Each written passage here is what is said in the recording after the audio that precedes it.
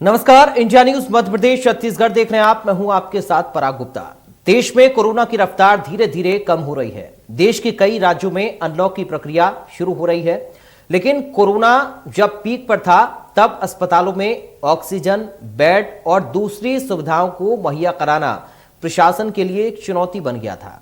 लेकिन इसके बाद भी तमाम अस्पताल कोरोना मरीजों के लिए सभी सुविधाएं मुहैया कराते रहे। इन्हीं अस्पतालों में एक था छिंदवाड़ा का आरोग्य हेल्थ केयर हॉस्पिटल, जिसने मरीजों की पूरी मुस्तैदी के साथ देखभाल की। हालांकि इस दौरान अस्पताल प्रबंधन को कई सारी परेशानियों का सामना भी करना पड़ा, मगर उन परेशानियों से पार पाकर आज ये अस्पताल राज्य के अग्रणी अस्पतालों में शुमार हो गया है।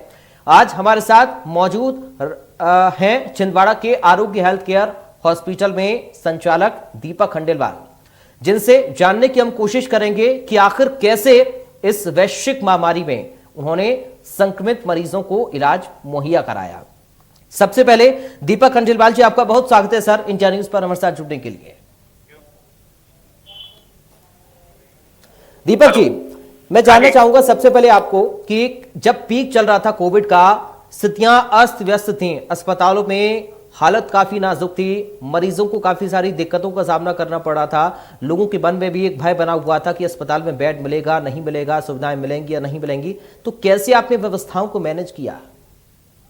देखिए, ऐसा जब शुरू में पीक आया जी, तो छिंदवाड़ा क्योंकि नागपुर से लगा है, बाकी महाराष्ट्र की बॉर्डर से लगे होने के कारण यहाँ पर एकदम से बाढ़ जैसी व्यवस्था आ गई, मरीजों की संख्या में बढ़ोतरी हो गई जी, जिसको संभालने के लिए हम लोग मानसिक और व्यवस्थाओं के प्रति सजग नहीं थे, प्रिपेयर नहीं थे। लेकिन प्रशासन और पब्लिक की व्यवस्था को और मरीजों की संख्या को देखते हुए हम लोगों ने निर्णय लिया कि हमको इस सेवा कार्य में अपनी आहुति देना है। हमारी पूरी टीम ने मिलकर मात्र 2 दिनों के अंदर पूरे हॉस्पिटल को तैयार किया और इसको अचानक 25 तारीख को हमने शुरू किया। और हमको उस समय काफी दिक्कतों का सामना करना पड़ा। हमारा पहला एक्सपीरियंस था, हमको ये नहीं पता था कि ऑक्सीजन सिलेंडर कितने लगेंगे, दवाइयों की व्यवस्था कितनी लगेगी, मरीजों की संख्या कितनी रहेगी जी। फिर भी हमने हमारी पूरी ताकत लगा के प्रशासन की मदद से, प्रशासन ने हमें भरपूर सहयोग दिया, समय पे ऑक्सीजन की व्यवस्था में पूरी मदद की और तब हम ये काम पूरा कर पाए। कैसी चुनौतियां रही दीपक जी? किस तरीके की चुनौतियों को आपका सामना करना पड़ा? क्या क्राइसिस थे? क्योंकि आपने बताया कि व्यवस्थाएं इतनी नहीं थी, क्योंकि ये इस तरीके से सिचुएशन बनेगी कोई नहीं जानता था। तो कैसे उन चुनौतियों को आपने दूर किया? कौन कौन से मुश्किलात का सामना आपको करना पड़ा अपने मरीजों की परेशानी दूर करने के लिए या फिर उनको इलाज सही देने के लिए? देखिए, ऐसा था कि हम लोगों की टीम, हमारी टीम, डॉक्टर्स की टीम, नर्सों की टीम पूरा ठान चुके थे कि हमको पूरी ताकत के साथ काम करना है जी। अब इसको किस तरीके से करना है, जितनी भी हमारी व्यवस्था है, जितने हमारे पास संसाधन मौजूद हैं, उनको पूरों को हमने उपयोग किया। चुनौतियां तो बहुत सारी आई। समय पे ऑक्सीजन सिलेंडर की अचानक किल्लत आ गई, कई बार ऑक्सीजन गैस खत्म हो गई, कई बार हमको एम्बुलेंस से ऑक्सीजन सिलेंडर भी लेने पड़े, मतलब जो हमारी गाड़ियों में रहते वो भी निकलवाने पड़े। कई बार दवाइयों की व्यवस्था हो गई, खासकर रेमडेसिविर की अव्यवस्था हो गई। प्रशासन के साथ मिलकर, कंधे से कंधा मिलाकर पूरी टीम ने मिलकर काम किया। शहर के सभी लोगों के साथ मिलकर काम किया गया। जैसी जो व्यवस्था बन सकी हम लोगों ने पूरा काम किया, लेकिन मरीज की जान बचे, मरीज को समय पे दवा मिले। लेकिन मरीज की जान बचे, मरीज को समय पे दवा मिले, समय पे ट्रीटमेंट मिले, जो उनकी व्यवस्थाएं हो सकती है हमने पूरी की। क्योंकि लॉकडाउन था, लॉकडाउन के कारण मरीज के परिजन मरीज को छोड़ के वापस नहीं आ सकते थे। दूसरा, कोविड हॉस्पिटल में कोई भी नहीं आना चाहता है। मरीज के परिजन दूर से ही इशारा करके मेरा मरीज है ऐसा बता के चले जाते हैं। इसके आगे की जिम्मेदारी हम लोगों की रहती है जी। हमारे नर्सिंग स्टाफ की रहती है, हमारे सपोर्ट स्टाफ की रहती है जी। डॉक्टर की जिम्मेदारी रहती है। कई बार ऐसा हुआ कि मरीज के परिजन से संपर्क भी नहीं हो पाया, मरीज को कोई जरूरी दवाएं लगनी है या जरूरी उनका कोई जांच करवानी है, परमिशन लेनी है, वो भी सारी चीजें हम लोगों ने इग्नोर की। पर हम लोग बढ़ते चले गए। मरीजों के लिए, स्वास्थ्य के लिए हम लोगों ने पूरी जी जान लगाई, पूरे स्टाफ ने हमारी जी जान लगाई, हमारे डॉक्टर्स की टीम ने जी जान लगाई और मरीज को जब तक ठीक नहीं हुआ तब तक पूरा का पूरा हमने काम किया। हमारा लगभग 95% के आसपास हमारे हॉस्पिटल का रिजल्ट रहा, जिसमें हमने पूरे मरीजों को दवाइयों और बाकी सब चीजों की व्यवस्था कराई। ये जो आपने लाइन कही कि हम आगे बढ़ते चले गए, हमने किसी बात की कोई चिंता नहीं की, सारी चीजों को हमने देखा, ये बड़ी मोटिवेशनल लाइन है सर। और मैं सल्यूट करता हूं आपको कि आपने इतनी मेहनत के साथ बिना किसी भेदभाव की हम बात करें या फिर हम बात करें कि बिना किसी चिंता की, अपना नया ख्याल ना रखते हुए आपके साथ जो डॉक्टर्स रहे उन्होंने अपना ख्याल नहीं रखा, लगातार मरीजों की सेवा की। मैं सर जानना चाहूंगा, अगर आप बता पाएं कितने इस दौरान मरीज अस्पताल में आपके पास आए जिनका इलाज आपने किया और कितनी संख्या इनकी रही होगी लगभग?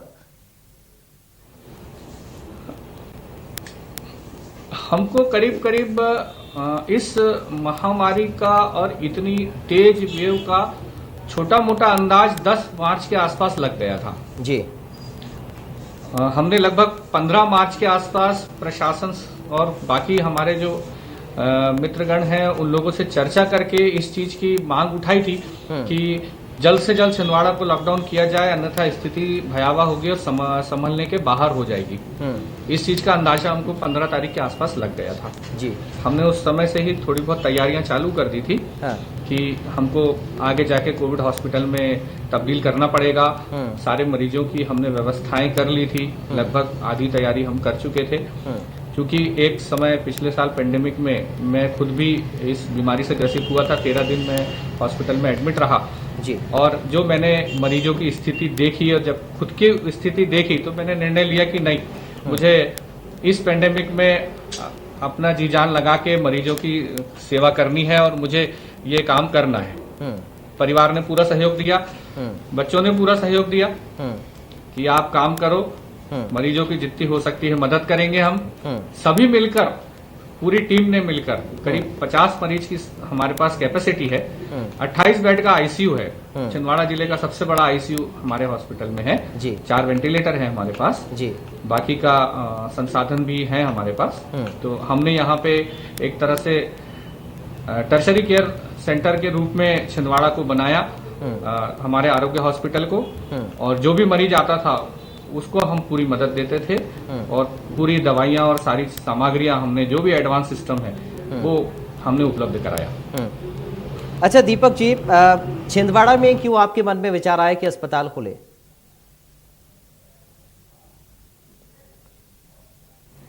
देखिए, मैं इस प्रोफेशन से बचपन से जुड़ा हूँ जी। हम लोगों का दवाइयों का व्यवसाय है, करीब हमारे 4-5 मेडिकल स्टोर हैं यहाँ पे। और मेरे फादर चाहते थे कि मैं डॉक्टर बनूं, लेकिन किसी कारण से मैं नहीं बन पाया। यहाँ छिंदवाड़ा में जब मेडिकल कॉलेज खुला तो हमको एक अपॉर्चुनिटी मिली कि हम छिंदवाड़ा को एक ऐसा हॉस्पिटल दें जिसमें जरा सी बात के लिए नागपुर जाना पड़ता है जी। लोग नागपुर जाते हैं, ज्यादा पैसा भी लगता है, समय भी खराब होता है, और इमरजेंसी में छिंदवाड़ा में कोई भी व्यवस्थाएं नहीं थी।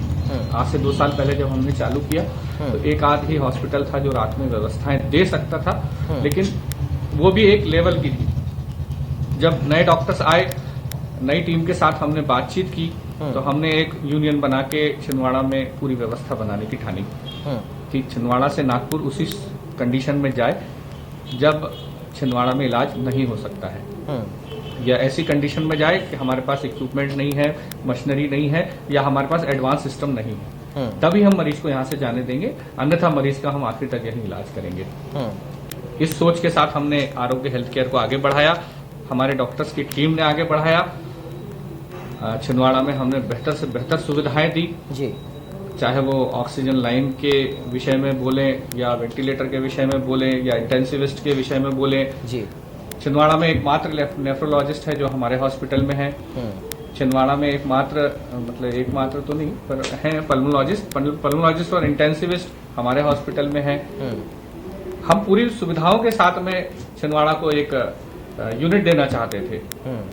उसी सोच के साथ हम आगे बढ़े और हमको खुशी है कि ऐसे समय जब लोग अपने परिजन को भी हाथ नहीं लगाते, बिल्कुल पड़ोसी अपने पड़ोसी को देखने में कतराते हैं, और ऐसे समय हमने उनकी मदद की, हमारे मन को बहुत सुकून है कि हमने उनकी मदद की और हमारे यहाँ से मरीज अच्छे होके गए, खूब सारा हमको आशीर्वाद दिया, धन्यवाद दिया, खूब सारी दुआएं दी। अच्छा दीपक जी, कितना संतुष्टि आपको मिलती है जब आपने ये काम करने का सोचा और आप इसमें सफल हुए हैं और आपने एक ऐसी व्यवस्था वहां पर मरीजों के लिए बनाई है कि अब इधर से उधर मरीजों को नहीं भटकना पड़ेगा, इलाज उनको बेहतर वहां पर मिल पाएगा। कितनी संतुष्टि आपको मिलती है और कितना आप सफल इसको मानते हैं अपने जो आपने इनिशिएट लिया?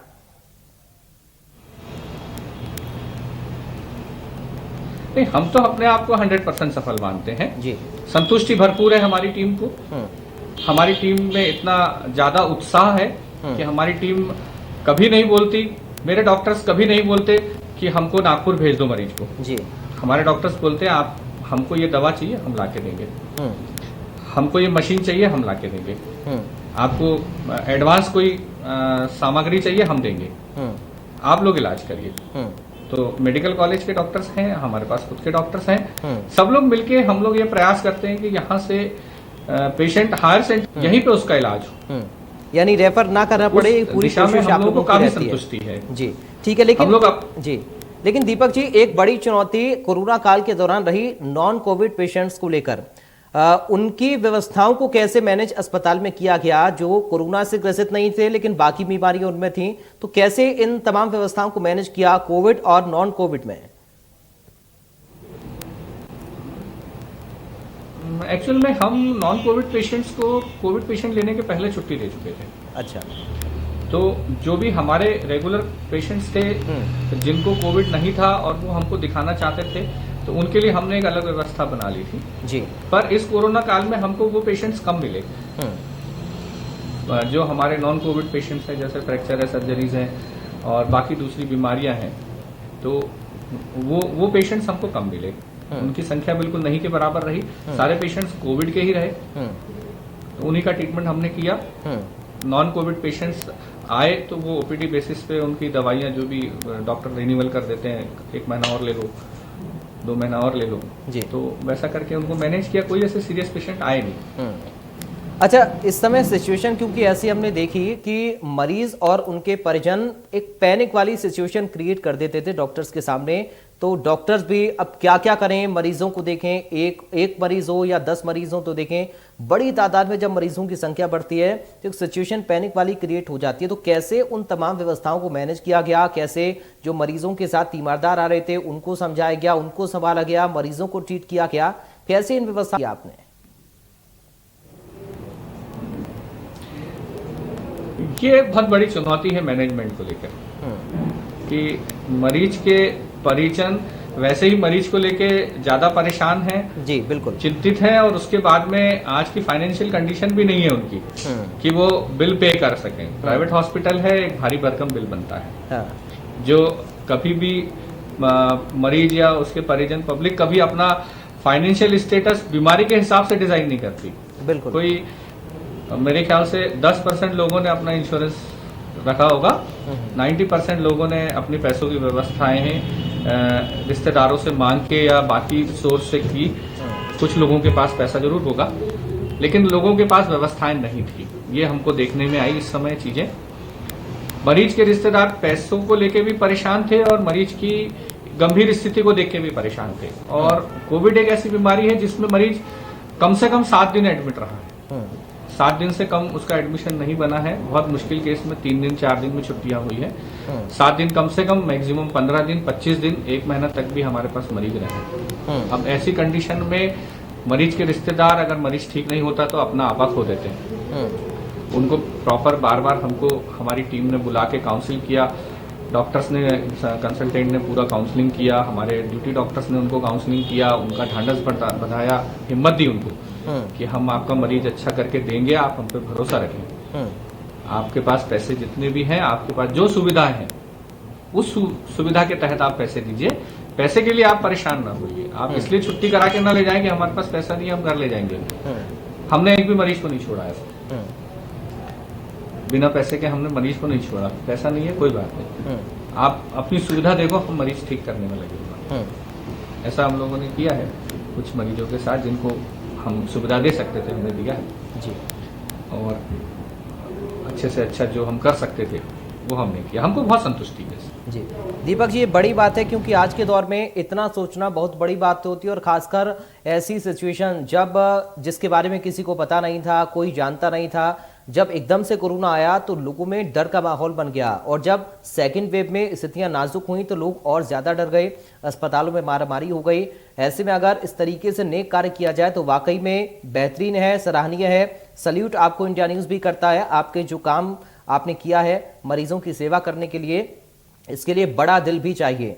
लेकिन एक सवाल ऑक्सीजन को लेकर मैं आपसे करना चाहूंगा दीपक जी, क्योंकि ऑक्सीजन की किल्लत बहुत ज्यादा हमने देखी पूरे देश में, अलग अलग शहरों में किस तरह स्थितियां ऑक्सीजन को लेकर बनी। इसकी वजह से कालाबाजारी भी हुई है ऑक्सीजन की। तो ऑक्सीजन की कमी आगे ना हो आपके अस्पताल में, इसके लिए व्यवस्था क्या आपने कर रखी है?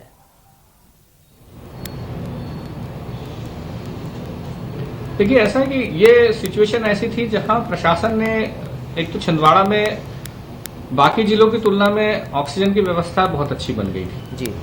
प्रशासन से और बाकी पॉलिटिकल लोगों ने मिलके ऑक्सीजन की व्यवस्था कर ली। हमारे पास में एक प्लांट ऑलरेडी था, एक प्लांट नया चालू हुआ और एक प्लांट जो पुराना बंद पड़ा था उसको चालू किया गया। तो ऐसे अभी छिंदवाड़ा जिले में 3 प्लांट वर्किंग में आ गए हैं। और ऑक्सीजन हमको नागपुर से लिक्विड ऑक्सीजन मिल जाती है। एक air separation unit already Chhindwara में चालू करवाया, हम लोगों ने मिलकर ही चालू करवाया, प्रशासन के साथ मिलके। शहर के कुछ गणमान्य लोगों ने उसमें अपनी अपनी भागीदारी दी और उस प्लांट को चालू कराया। तो आने वाले समय में हमको नहीं लगता कि ऑक्सीजन के नाम पर हमको कोई तकलीफ जाएगी। छिंदवाड़ा अपने आप में ऑक्सीजन के नाम पे आत्मनिर्भर बन गया। अभी जो जिले के कलेक्टर साहब हैं, एसडीएम साहब हैं, सीओ साहब हैं, इन लोगों ने पूरी ताकत लगाई कि छिंदवाड़ा में भविष्य में भी ऑक्सीजन की सप्लाई में कमी न पड़े, उसका विशेष ध्यान रखा गया है। अच्छा, दवाइयों को लेकर, इंजेक्शन को लेकर कोई दिक्कतें आप लोगों को हुई?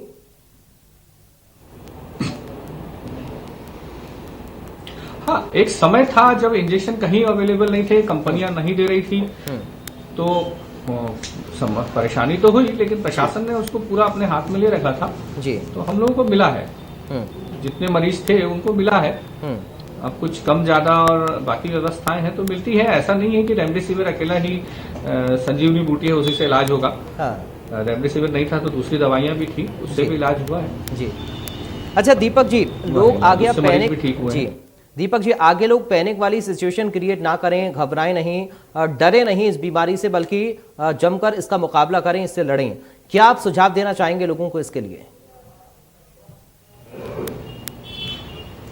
बिल्कुल सुझाव दूंगा मैं, मेरी तरफ से संदेश भी दूंगा कि हमें बीमारी से जूझना है, लड़ना है, घबराना नहीं है।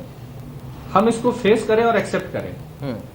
आज जो बीमारी हो गई वो हो गई, आगे ये बढ़े ना। समय पर हॉस्पिटल जाएं, समय पर डॉक्टर को दिखाएं, डॉक्टर के निर्देशों का कड़ाई से पालन करें। जो हम सभी को पता है, सोशल डिस्टेंसिंग करना है, मास्क लगाना है, बार बार हाथ सैनिटाइज करना है, इस सब का विशेष ध्यान रखें।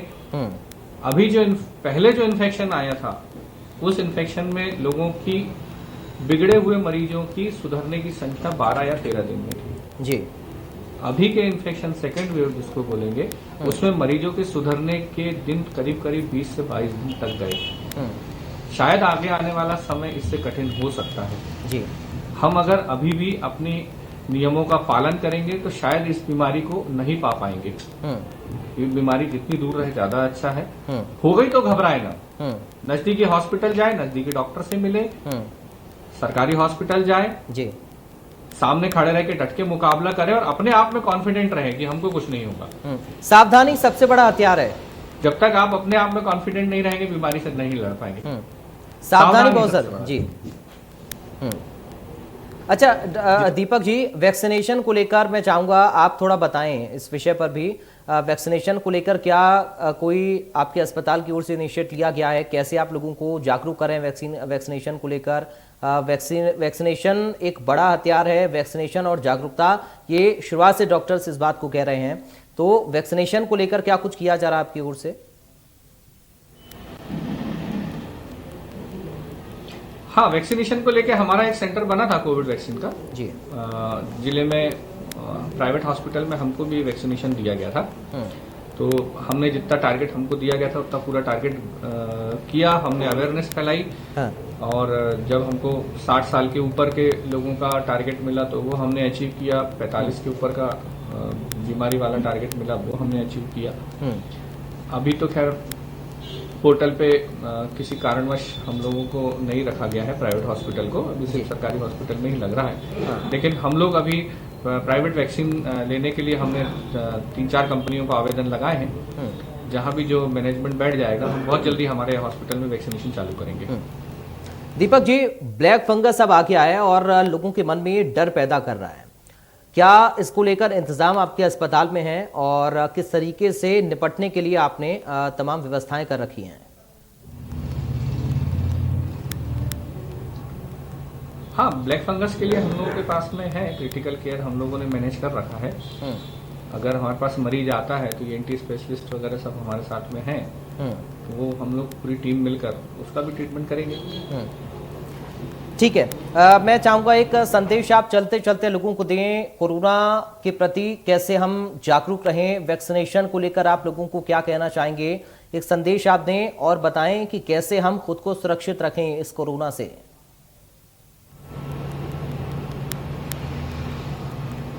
मैं आपके माध्यम से एक संदेश देना चाहता हूं कि सरकार की बनाई हुई गाइडलाइन का कड़ाई से पालन करें।